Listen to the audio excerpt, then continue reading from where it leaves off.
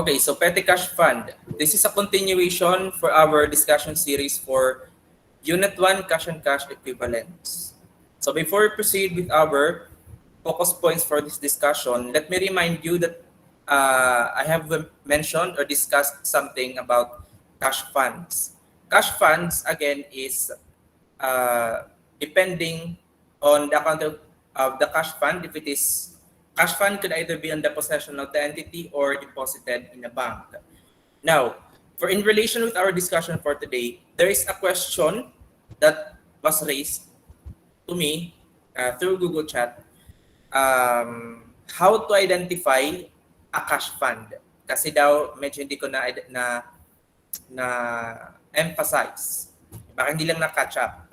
But nonetheless, I will discuss it later as part of tawag nito, reinforcement of what we have in the overview of cash and cash equivalents part 2. Also, I will discuss later the explanation that I have for the correction update that I uploaded in the Facebook private group pertaining to the solution of sample problem 3 of the previous meeting. Okay. So examples of cash funds that we have discussed in the previous meeting, example of it is the petty cash fund. Now, with our focus points, okay, we have to define petty cash fund, compare the two fund systems applicable for the accounting of the petty cash fund, then to account shortage or overage pertaining to petty cash. Then along the discussion, we'll discuss sample problems. Now, to define petty cash fund, take note, it is a working cash fund of an entity. Part of the working cash fund of an entity established for purposes of paying small expenses that cannot be paid conveniently through issuance of checks. As I have told you in our previous discussion, sometimes payment of gasoline, payment of fare or travel expenses that are so small that issuance of check is somewhat inconvenient. Establishment of petty cash fund will solve the dilemma in accounting for those small expenses. Specifically, petty cash fund is really established for petty or small expenses. Okay? Take note, those expenses are not conveniently paid through issuance of checks. For example, 500 below. Yan. Usually, when we issue check or when an entity issues check, the minimum amount is at least, I think, 1,000, or maybe more than 1,000 is okay for issuance of check. But 500 pesos maybe through petty cash fund na lang. Now, I forgot to emphasize in the previous meeting that as part of the cash control, the accounting for cash, the assumption is the impressed fund system. The impressed fund system, the concept of impressed fund system provides that all cash collections should be remitted intact or deposited intact to the bank. And all cash disbursement should be done through issuance of checks. Petty cash fund somehow or in one way or another follows generally the impressed fund system. Although later on we will compare the two applicable accounting systems for petty cash fund, the impressed fund system and the fluctuating fund system. Okay, but by this definition, always take note that petty cash fund is a working cash fund of an entity, established for payment of petty or small expenses. Petty cash fund is under the responsibility of so-called cashier or custodian. Cashier or custodian are responsible usually mainly for change fund. But lately, change fund is being related to a petty cash fund. Sometimes petty cash fund and change fund are accounted as one. Although usually some materials will present separate cash fund for a cash fund as change fund and separate as petty cash fund. But then again, for petty cash fund, the responsible for that is the cashier.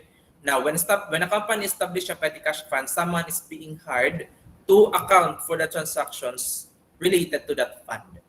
Then a monthly report is being prepared by the custodian or cashier as a requirement by the management, which shows such report will show how the petty cash fund was expended, or if there are any remaining cash, or how much of the cash or of the petty cash fund, or how much of the balance has been expended for specific expenses. Okay? So, nahabol? Kindly raise hand if nahabol ako doon.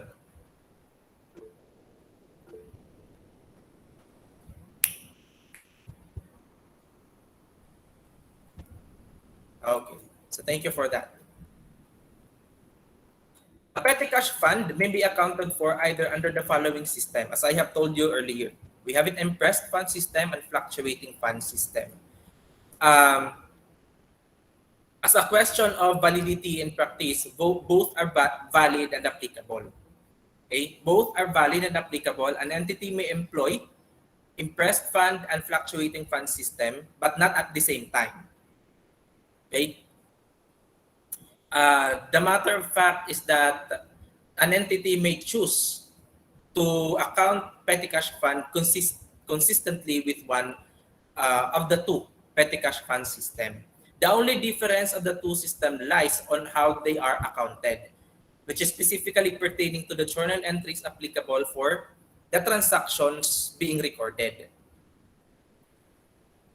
So the two fund system differs when it comes to first, payment of expenses, second is replenishment of the fund, and the third, adjustment of the fund in case no replenishment.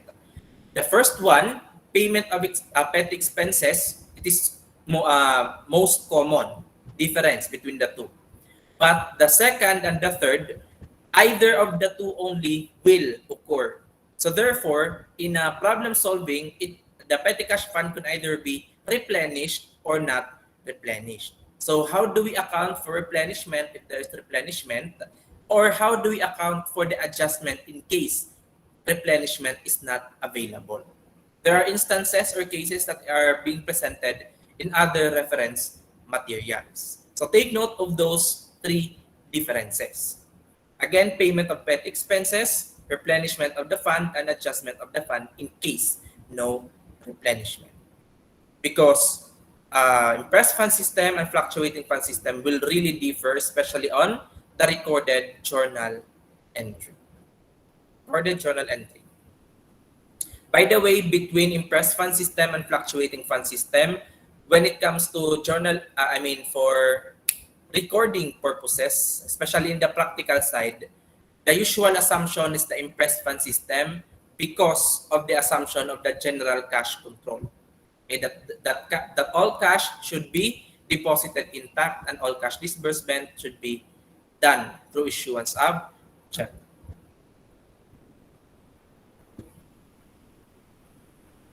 To compare the two fund system, so impressed fund system and fluctuating fund system again differs the 3 points earlier.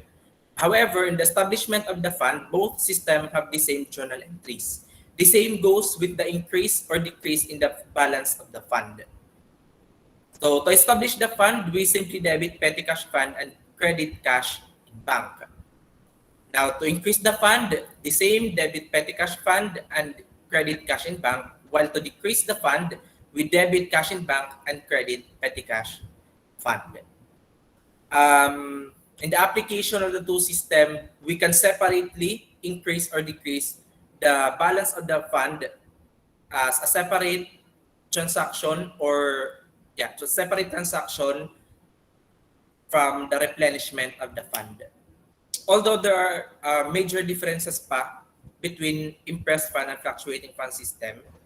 So starting with the payment of petty expenses, when we pay, incur and pay for petty expenses out of the fund, we do not prepare journal entry under the impressed fund system. But under fluctuating fund system, we prepare journal entry as a debit to expenses and directly credit to petty cash fund. By that point alone, we can already appreciate the term fluctuating under fluctuating fund system. Because from the established fund, the decrease due to the credit of the petty cash fund reflects the fluctuation of the balance. Okay? But under impressed fund system, the impressed fund system maintains the balance of the fund per record.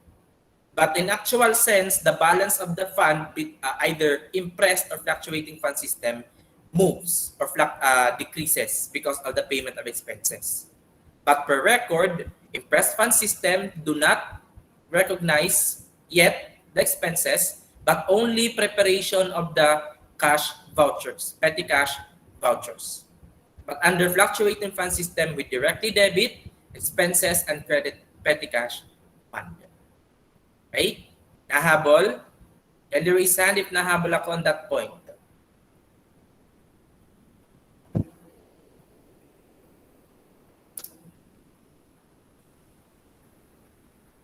So again, always take note, under impressed fund system, no journal entry. But under fluctuating fund system, we have an entry for the payment of petty expenses. Now, after payment of the expenses, coming the replenishment of the fund, the concept of replenishment of the fund is generally to set up, reset up, or reestablish the fund, the balance of the fund. So for example, if we have set aside 20,000 as petty cash fund, if we have incurred 5,000, generally our replenishment would equal only to 5,000. But again, it is up to the entity on how much amount they're going to use to replenish the fund. That is why we have two systems applicable. Especially for fluctuating fund system, the unique characteristic for a fluctuating fund system is that upon replenishment, it does not necessarily mean that the amount expended will equal the amount of replenishment. Meaning, if we have expended 5,000, the entity may replenish only 4,000 or 6,000 or above, or any amount above 5,000. So the fluctuation will also be shown or reflected on the replenishment of the fund. But for purposes of comparing later on through problem solving, there are instances that the fluctuation is appreciated through the the debits and credits of the petty cash fund account. Now, under replenishment of the fund, going back, when we replenish our fund under impressed fund system, that is the time when we recognize now the expenses. Then credit cash in bank. So therefore, under impressed fund system, there is a delay, a timing difference in contrast with the fluctuating fund system. But under fluctuating fund system, the replenishment is directly debited to petty cash fund and credited to cash or cash in bank. As you can see, there's a timing difference. Upon payment of expenses, fluctuating fund system records. While under impressed fund system, records expenses upon replenishment. So, fluctuating fund system does not wait for the replenishment when recognizing expenses. But for impressed fund system, it recognizes expenses upon replenishment. So there is a timing difference. As you can see, even up to that point, the balance of the impressed fund under impressed fund system, the petty cash fund is still the same per record. Okay, it will still be the same per record. Reason, the only transaction that involves the account petty cash fund is on the establishment. If you will notice, under payment and replenishment, we don't have any debits or credits to petty cash fund. But in contrast with fluctuating fund system, we have it there reflected, debits and credits to petty cash fund account. Okay? Nagigets? And raise hand if nagigets ako dyan.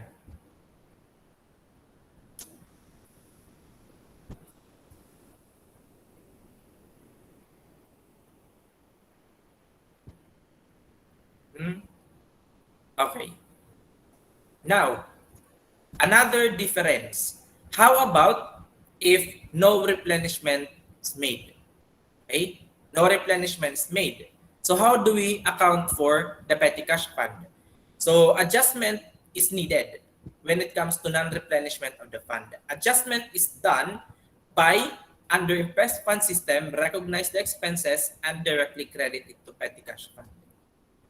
Okay? However, under fluctuating fund system, we no longer have a journal entry because the fund is automatically adjusted for reason that recognition of expenses adjust the fund under payment of expenses because of a credit to petty cash fund directly in the journal entry. So that's the reason why we no longer set up a journal entry under fluctuating fund system if no replenishment, because automatically the fund is adjusted because of the entry in payment of the expenses. When under impressed fund system, we set up an adjustment entry or adjusting entry to reflect the proper balance of the fund. Okay? To reflect the proper balance of the fund. That's the only time we have a credit for impressed fund system, under impressed fund system. Okay? So next, we can increase separately the balance of the fund under both system, debit petty cash fund and credit cash fund for both fund systems. Then separately decrease by debiting cash or cash in bank and credit petty cash fund.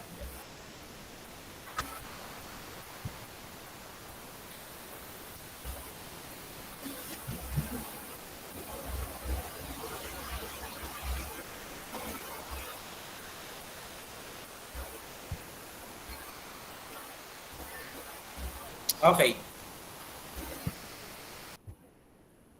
Let us have this sample problem solving. So High-Speed Company had the following transactions related to petty cash fund during the current year 2019. So in the problem we have the problem solving involves 3 consecutive months: January, February, and March. So for January 1, set aside an amount 20,000 cash to set up petty cash fund. Usually, when we set up or set aside cash for petty cash fund, the company issues cash. That cash will be issued as the petty cashier, as the recipient of the fund. So the company will issue the check and it will be released to the petty cash custodian, and the custodian will encash that fund to the bank. So the journal entry for January 1 to set up the fund or to establish the fund is simply debit petty cash fund and credit cash or cash in bank for 20,000. Both impressed fund system and fluctuating fund system have the same journal entries. Okay? Next, January 15. Incurred and paid 1,500 for postages and 2,000 for telephone bills. So there is payment, incurrence and payment of petty expenses. Okay? Usually these amounts are accumulated na. Okay? Accumulated amounts. Okay? So probably sometime from January 1 to January 15, there are small transactions that accumulates to 1,500 for postages and 2,000 for telephone bills. All of which, item by item, are being charged against the petty cash fund. You might get confused, sir, sabi mo hindi nag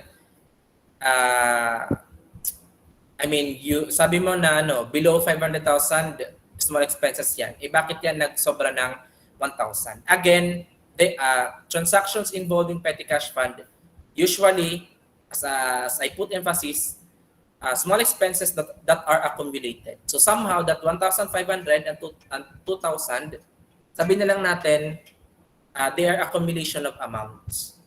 Okay? So the journal entry is to record postages and telephone bills debit for respective amounts, and credit petty cash fund for the total amount of 3,500 under fluctuating fund system.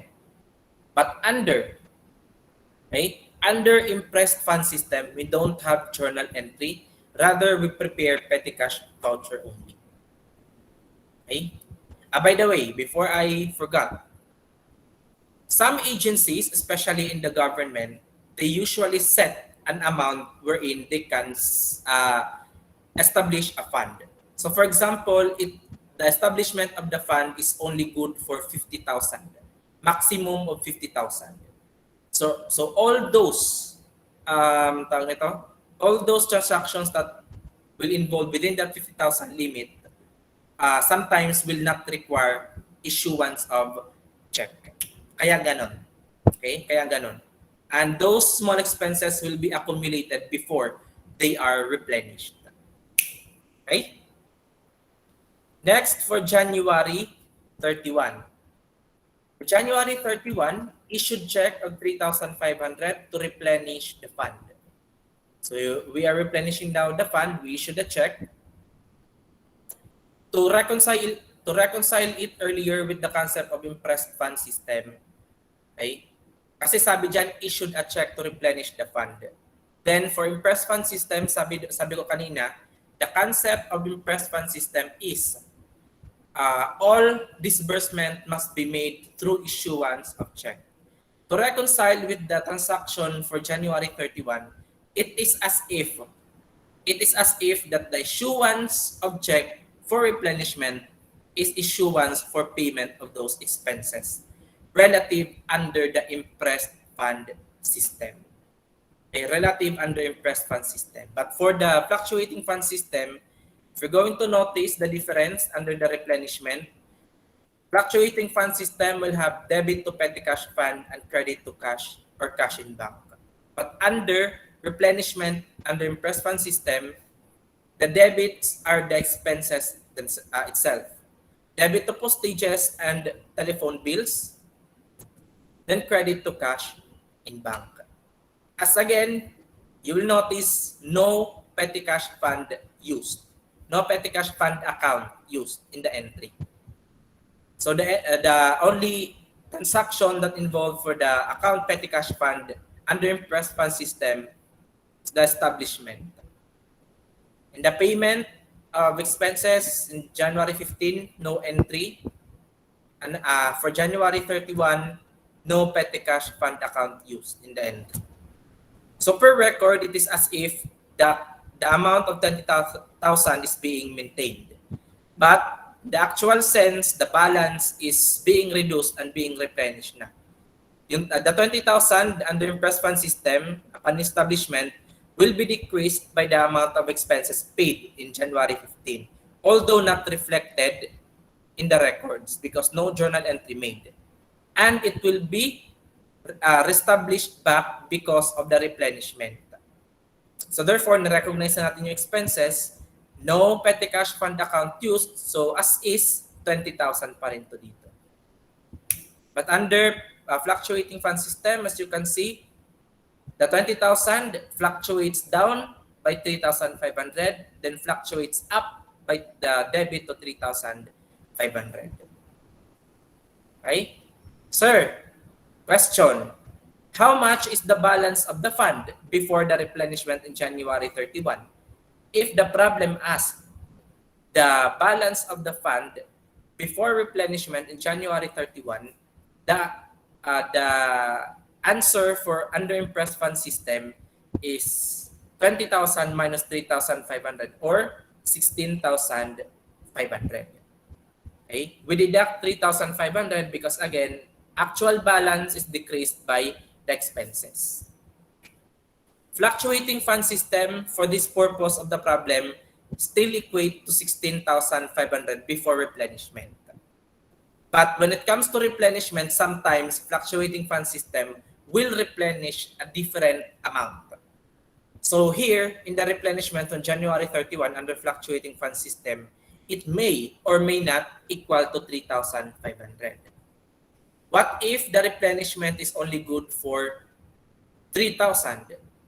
So if the replenishment is only good for 3,000, then the amount of petty cash fund balance will be 19,500 only after replenishment. What if, sir, the replenishment is 4,000?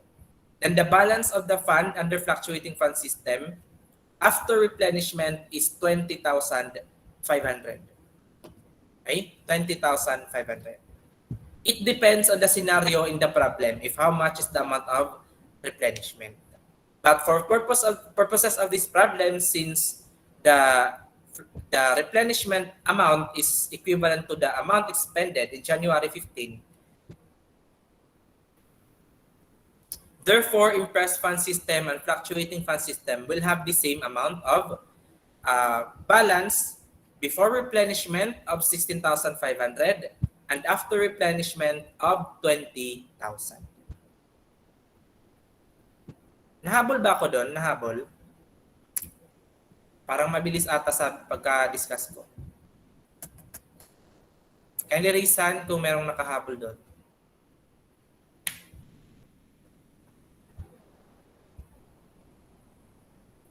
Again.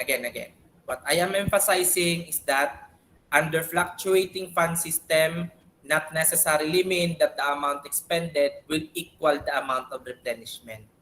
For this problem alone, nag-equal lang siya coincidentally. Okay? But sometimes it will differ. So in this problem, example, kung 3,000 lang under fluctuating fund system, mas maliit yung kanyang replenishment sa fund ng fund than the expenses incurred. But kung 4,000 yan, mas mataas naman yung replenishment kaysa sa amount expended. But in this problem, equal lang kasi siya. Okay? Equal lang kasi. Okay. So moving on with February transactions. So for February transactions, sabi dito, February 14 incurred and paid 1,400 for water bills and 1,700 for electric bills. So our journal entry under fluctuating fund system is to debit water bills and debit electric bills, and we credit petty cash fund for the amount of 3,100. But under impressed fund system, we don't have journal entry. By the way, before I forget, sometimes the problem will provide you with the specific amount where those expenses to be charged. For example, the postages. Sometimes postages are charged to a specific account, office supplies, office and other supplies account. And telephone bills, water bills, and electric bills will be charged to a specific account, utilities and other overhead accounts, or simply utilities expenses account. Right? If the problem so provides that we're going to use for office supplies account and utilities expense account, we use those accounts. But if not provided, we can use the specific naming of that accounts. So we can use postages, we can use telephone bills, we can use water bills and electric bills. Later on, when the company prepare for financial reports, under income statement, all expenses that relates to office supplies will be charged to office supplies expense. And for those that involves utilities, the use of utilities will be charged to utilities account as part of the income statement. What I am referring to is when the problem provides for a chart of accounts. In relation to your basic accounting, you are provided with chart of accounts, supposedly in a sample problem solving. So when a chart of account is provided, then use those accounts provided in the chart of accounts. Then next we have for February 28. Increased the fund by 5,000, but the fund was not replenished for the expenses paid on February 14. So two transactions, non-replenishment and increase in the fund.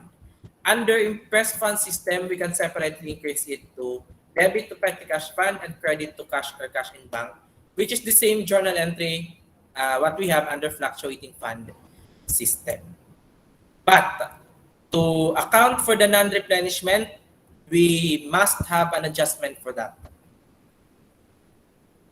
So the adjustment should be, under impressed fund system is a debit to water bills and electric bills for respective amounts and credit to petty cash fund for 3,100. But under fluctuating fund system, no journal entry.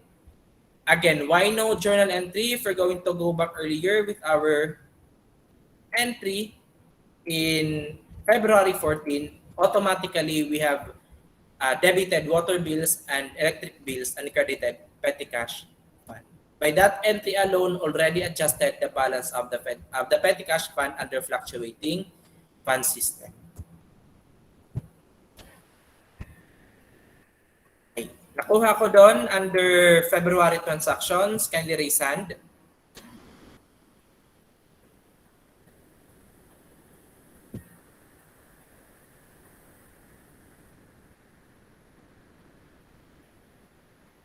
So, always put emphasis on those differences. Okay? There is a timing difference kasi on which impressed fund system records while the fluctuating fund immediately records. What the fluctuating fund immediately records, delayed records under impressed fund system. The next, for March transaction, March 10, incurred and paid 1,900 for office supplies and 3,000 for internet bills. So our journal entry for impressed fund system, no journal entry required, but preparation of petty cash vouchers. But fluctuating fund system, we have office supplies, debit, and internet bills, debit for respective amounts of 1,900 and 3,000, and credit petty cash fund for 4,900. Next, March 15, decrease the fund by 5,000. So both fund will have a debit to cash or cash in bank and credit petty cash fund of 5,000. The last, March 31, the fund was not replenished for the expenses paid on March 10. So our adjustment again, under impressed fund system is to debit office supplies and internet bills and credit petty cash fund for the total of 4,900. But under fluctuating fund system, we don't have journal entry. So as of March 31, both, for purposes of this problem, both impressed fund system and fluctuating fund system will have 12,000 balance. How do you arrive at 12,000 balance? If we go back with our journal entries earlier, under impressed fund system, debit of 20,000, then another debit of 5,000, that would be net debit of 25,000. Then going with the next entries, adjustment in February 28, a credit of 3,100 and credit of 5,000 under March 15 and another credit of 4,900 under March 31. That should equate to 12,000. For those who have calculators, were able to follow? Kindly raise hand if we're able to follow the 12,000.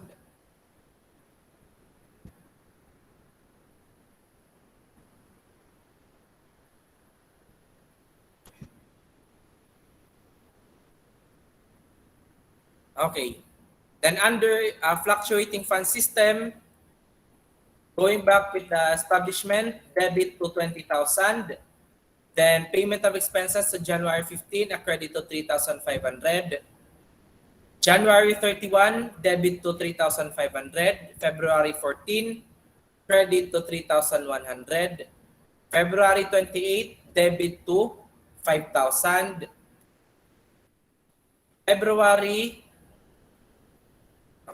28, no journal entry. March 10, credit 4,900. And March 15, credit to 5,000. That should equate to 12,000 net debit. Able to catch up, able to compute 12,000 under fluctuating fund system, kindly raise hand.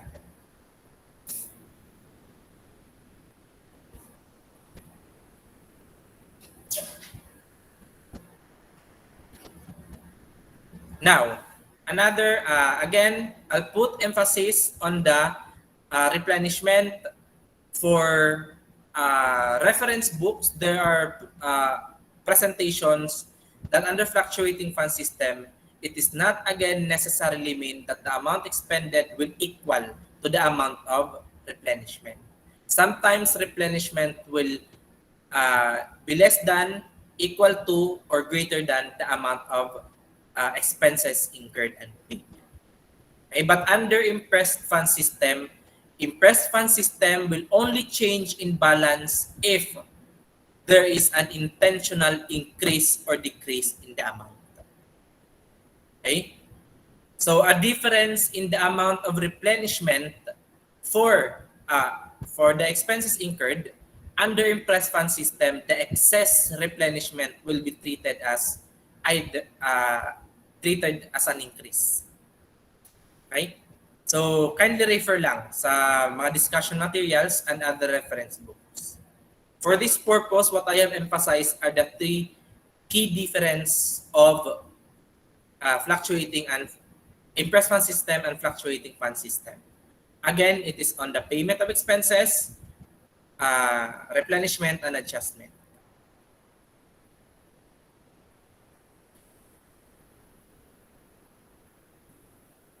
Next, when we account for petty cash fund or when we account for cash items, when we count for those cash at the end of the specific accounting period, usually they differ in amounts.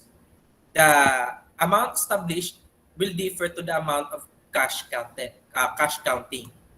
So shortage or overage will arise when there is a difference in the accountabilities and the counting of petty cash fund when petty cashier prepares the monthly report. Okay? The reflection of the amounts of accountabilities and accounted for is reflected under the report. Now, accounting for petty cash fund may involve uncovering shortages or overages, and those shortages or overages will be charged into a temporary account, cash short or over. Rules on the use of cash short or over. When do we debit or credit cash short or over account for shortages and overages? We debit cash short or over if there is a shortage. Otherwise, we credit if there is an overage. Okay? Take note of this one. We debit cash short or over if there is a shortage, and we credit cash short or over if there is an overage. When we say shortage, nagkulang ng cash. When we say overage, nagsobra ng cash. Yun lang yan. So for petty cash shortage or overage, the computation is to simply compare the PCF accountabilities and the PCF accounted for. The PCF accountabilities simply mean the responsibility amount, which is the established fund of the petty cash fund, the established amount of the petty cash fund. While the PCF accounted for, it will compose of the remaining coins and bills, unreplenished vouchers, and the employee IOUs. Okay? Employee IOUs. These are the main component, simple component of the accounted for, PCF accounted for. Coins and bills, expense vouchers, and employee IOUs. Employee IOUs are termed differently as advances to employees. Employee IOUs are actually receivable accounts. Employee IOUs arise when in anticipation of the salaries of those employees, they make cash advancement. They ask the petty cashier if they can make cash advancement, and when allowed or approved, the petty cash forwards or advances cash to the employees out of the fund. Rules in determining cash shortage or overage. Simply compare the accountabilities and accounted for. So here, in the presentation in our formula, okay, what is important is the designation. Okay? So you must identify the amount here if it is a shortage or overage. You will not use shortage or overage na designation. Okay? The amount here could either be shortage or overage, but not both. Okay? But not both. So there is a shortage if the accountabilities is greater than the accounted for. Okay? Or the established amount is greater than the counted amount. While there is an overage, there is an overage if the accountabilities is less than the accounted for. Meaning the established amount is less than the counted amount. So later we'll apply this in a problem solving. So this is the rules in determining shortage or overage. Take note of that. Our first tawag nito, parang point of view is always on the accountabilities. When a petty cash fund custodian prepares a report, in the report it is always being emphasized how much is my responsibility. So from that responsibility, how much was counted? So compare the counted amount with the responsibility amount or the accountability. Any differences could either be shortage or overage. So determining shortage or overage, yan yung rule natin. So nahabol ako dyan, kindly raise hand if nahabol.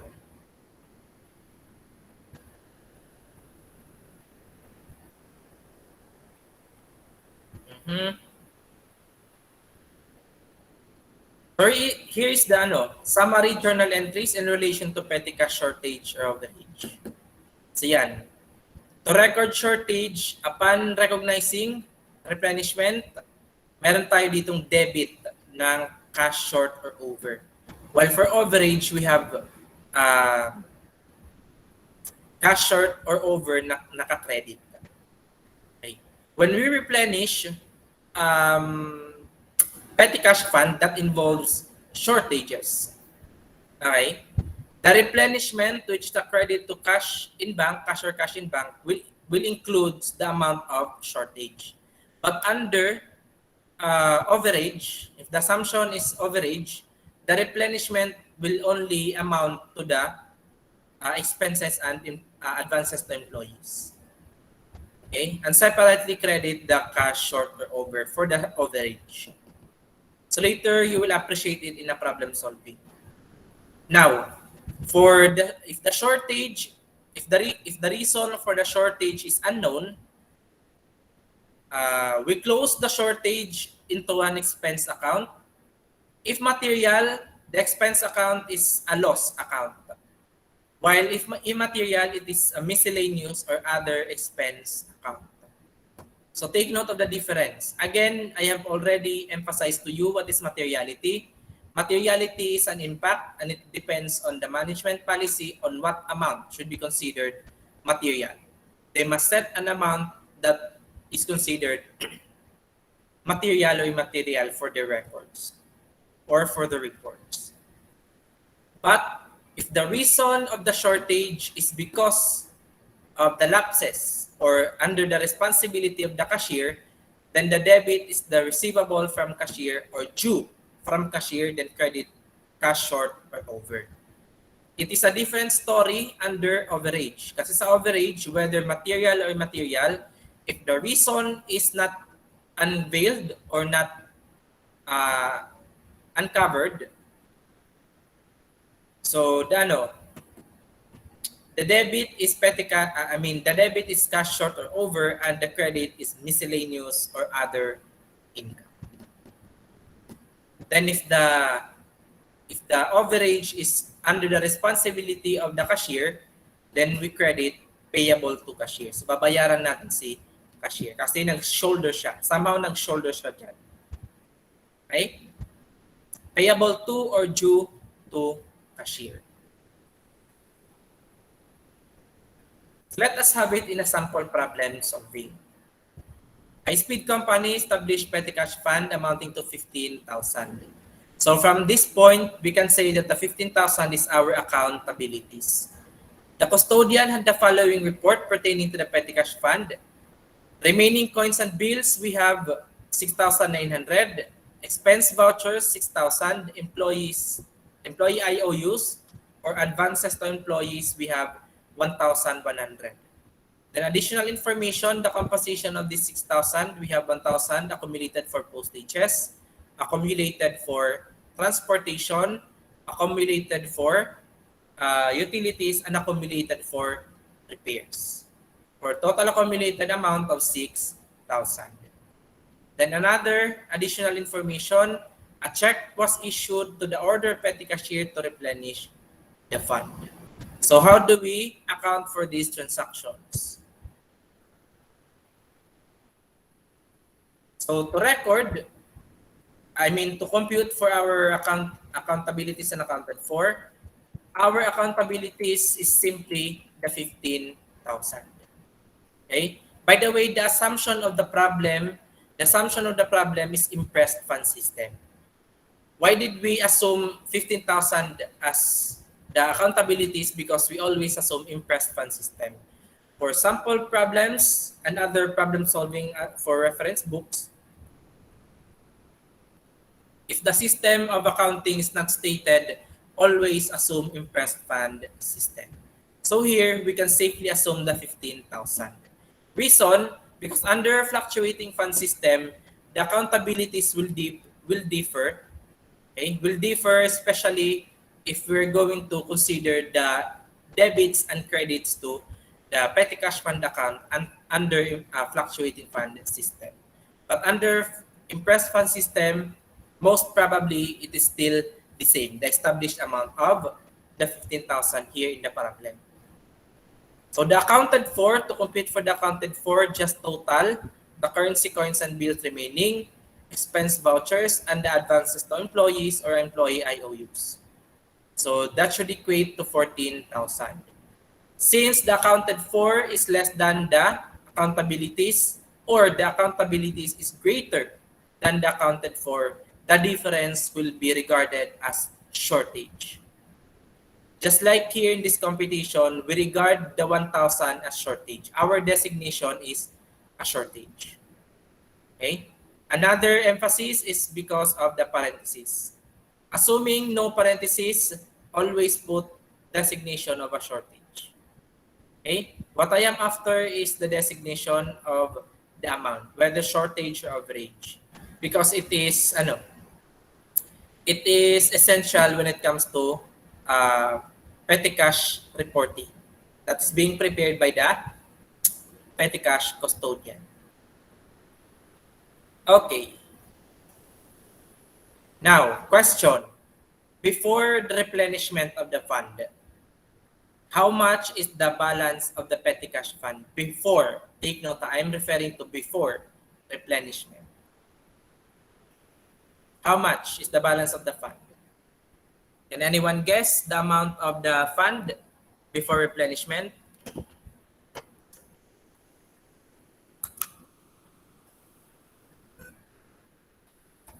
You can have it, type in the chat box.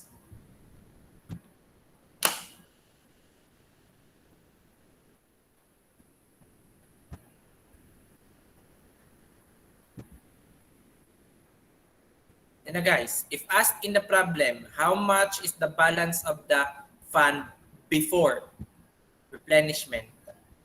What would be the amount? You may open your mic or you may type in the chat box.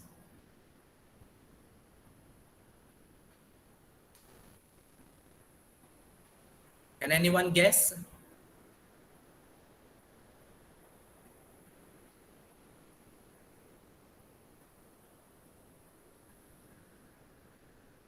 Miss Aboy, I am referring with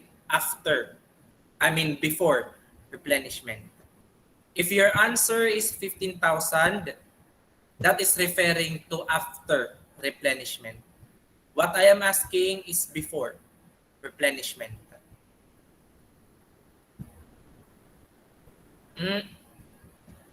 Bakit nag-increase ng 23,000? Bakit for... No. Hindi rin 8,100. If your answer is 8,100, then 8,100 is the amount of replenishment. Ayan, nasa baba. 8,100 is the amount of replenishment. Okay, may nakasagot na. Dalawang nakasagot. Okay. The answer is 6,900. Reason for the 6,900 because before replenishment, the remaining coins and bill will represent the balance of the petty cash fund. Okay? Kindly raise hand if na-gets yun.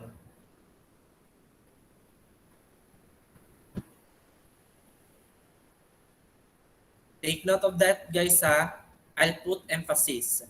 If the problem for petty cash fund already involves shortage, always go to the balance of the coins and bills remained because it will represent faithfully the balance of the petty cash fund. But if you are referring for the amount of petty cash fund after replenishment, then 15,000 is correct.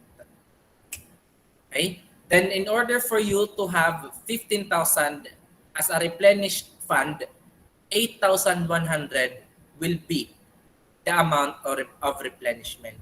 So how do we compute 8,100? It will be 15,000 minus 6,900. But other computation for the 8,100 will be the 6,000 petty cash vouchers plus the employee IOUs plus the cash shortage. Okay? Take note of this one. I'll put emphasis. If there is a shortage, then the replenishment of the fund will include the amount of shortage. But if the resulting amount is an overage, then the replenishment will only focus on the expense vouchers and the employee IOUs. So now that we know the shortage, we also know the balance before replenishment and the balance after replenishment. How do we set up the journal entries? So, the assumption again, the resulting figure is a shortage. Since it is a shortage, upon replenishment, we have here additional debit of cash short or over for the amount of 1,000. Take note that the replenishment of as a credit to cash in bank, cash or cash in bank of 8,100 includes the 1,000 cash short or over. Okay? But if it is an overage, the replenishment as a credit to cash or cash in bank will only involves a total of 7,100, focusing only on the expenses and the 1,100 employee IOUs. So therefore, upon replenishment, hindi kasama si cash short or over na naka-credit. Separately credited amount yan.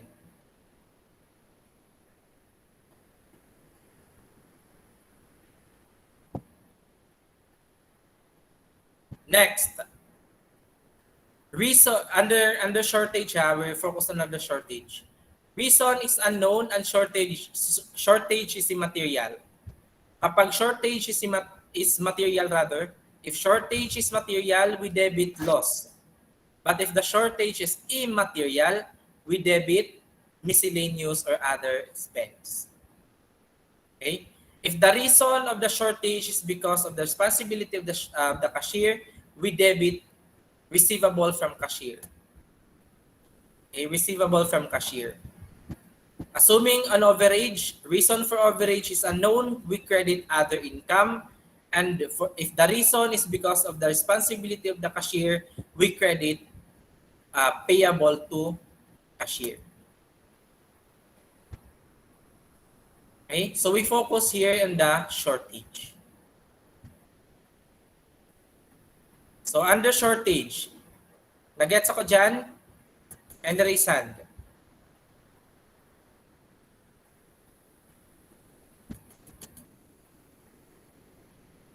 Okay.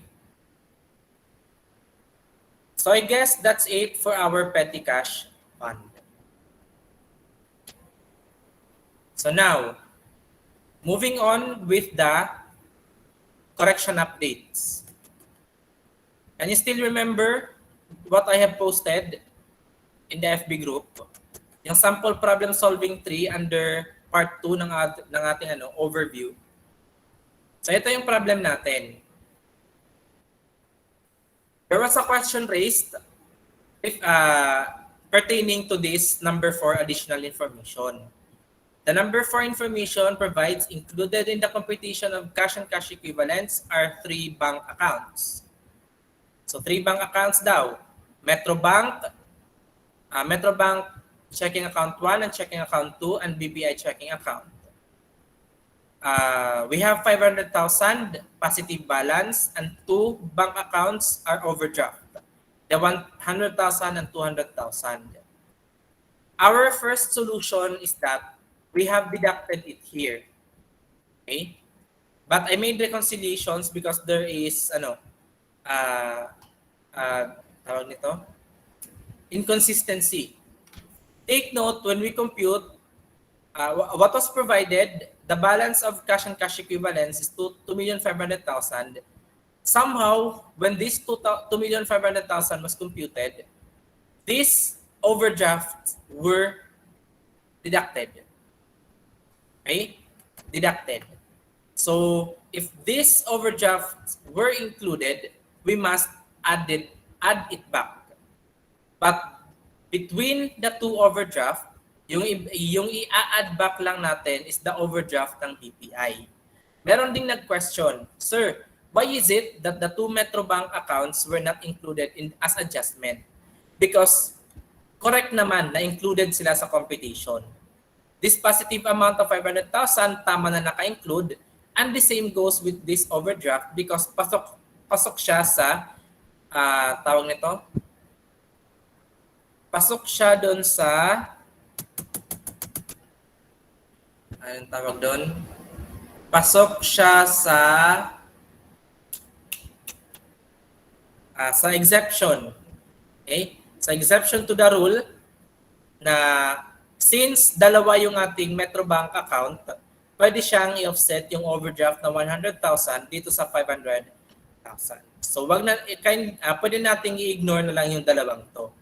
What we're going to consider as adjustment is the BPI checking account na overdraft. So instead of deducting 200,000, we should have added it back. So yung correction natin is to add it back 200,000 under cash and cash equivalents and the same effect under current assets. So from 6,100,000 and 9,100,000, the correct figure should be 6,500,000 and 9,500,000. Okay? Ano ba yan? Masilaw na. Nagets ako doon, di ko lang napansin, silaw na pala. Nagets ako doon sa explanation, correction, update.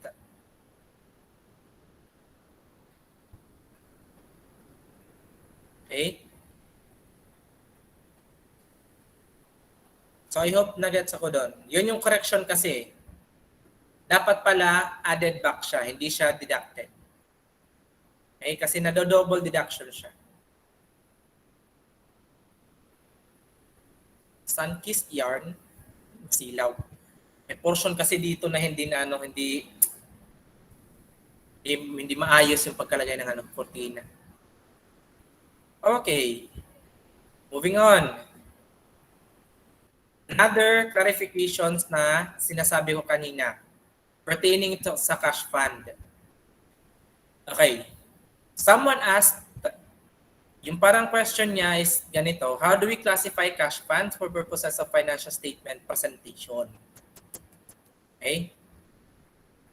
Take note, we have discussed or we have enumerated samples of cash funds. So for financial statement presentation purposes, how do we classify items of cash funds? Now, in accounting, cash funds could be classified as part of cash and cash equivalents, other short-term investment, or other long-term investment. It is part of cash and cash equivalents if such cash funds are set aside primarily for a current business purpose and short-term cash commitments. Those cash funds that are set aside for that purpose are considered working cash funds. So examples of those working cash funds, we have petty cash fund, payroll fund, interest fund, tax, dividend, and business travel fund. Okay?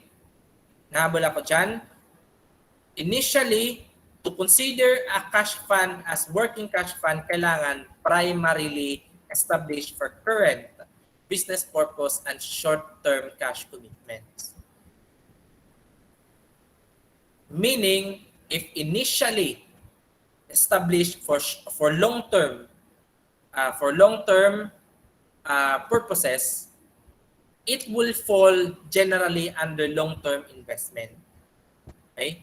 But if it is currently realizable, then the classification will be short-term investment. Okay. How do we classify a cash fund as to short-term investment or long-term investment?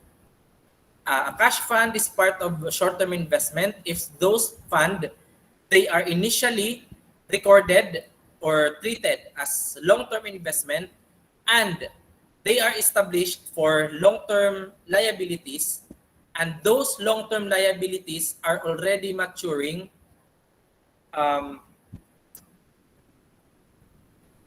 within 1 year. Sandali lang. Meron palang error dito. Hindi ko nakita.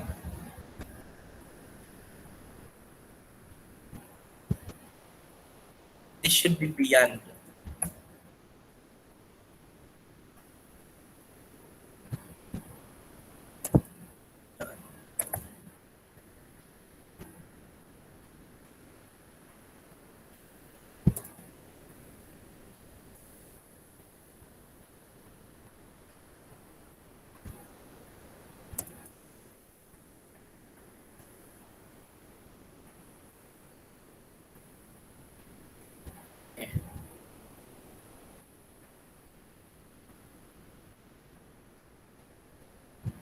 Ayan. Again, nagiging short-term investment na siya, yung cash fund, if usually, initially, ano siya, long-term fund muna because long-term liabilities yung related sa kanya. However, if that liability falls due within 1 year, yung related cash fund magiging current na rin. Ibig sabihin, yung liabilities, current liabilities na and the related cash funds magiging current asset na rin. So susundan lang niya yung classification ng liabilities. So for example, if we have bonds payable are usually long-term. So bond sinking fund, which is related to long-term bonds payable, will become long-term if the bonds payable is still long-term.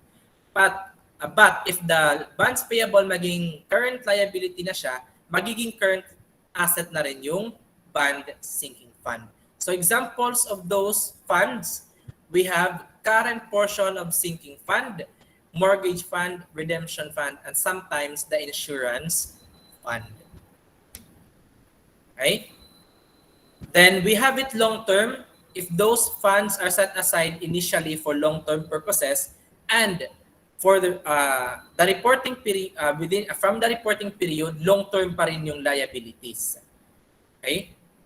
Long-term pa rin yung liabilities. So examples of those long-term cash funds, we have non-current portion of the sinking fund, mortgage fund, redemption fund, and sometimes the insurance fund. And another specific long-term cash funds, we have yung cash funds for long-term assets. Acquisition of long-term assets.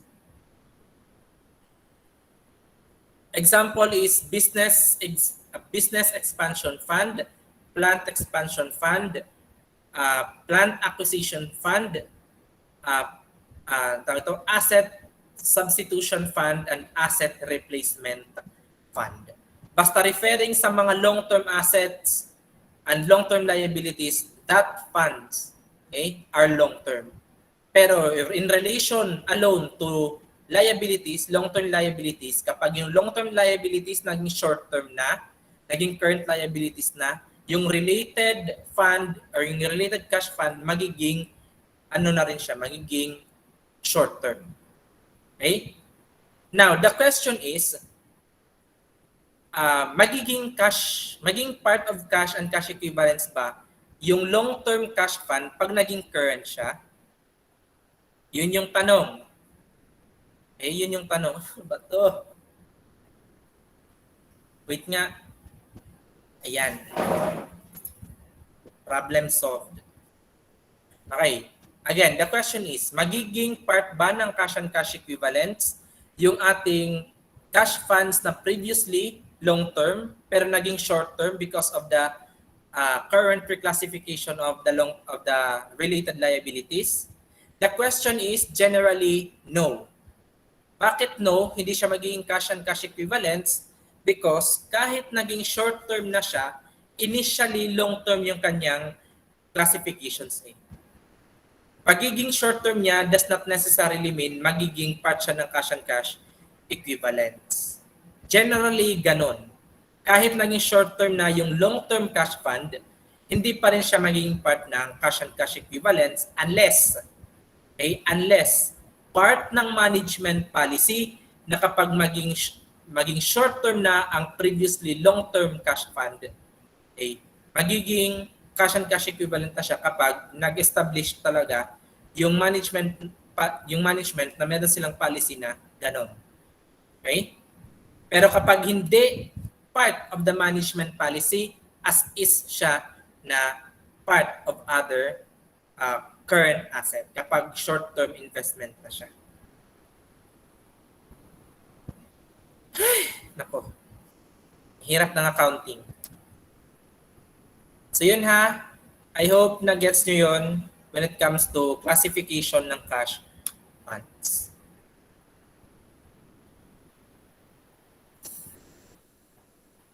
So I guess that marks the end of our discussion.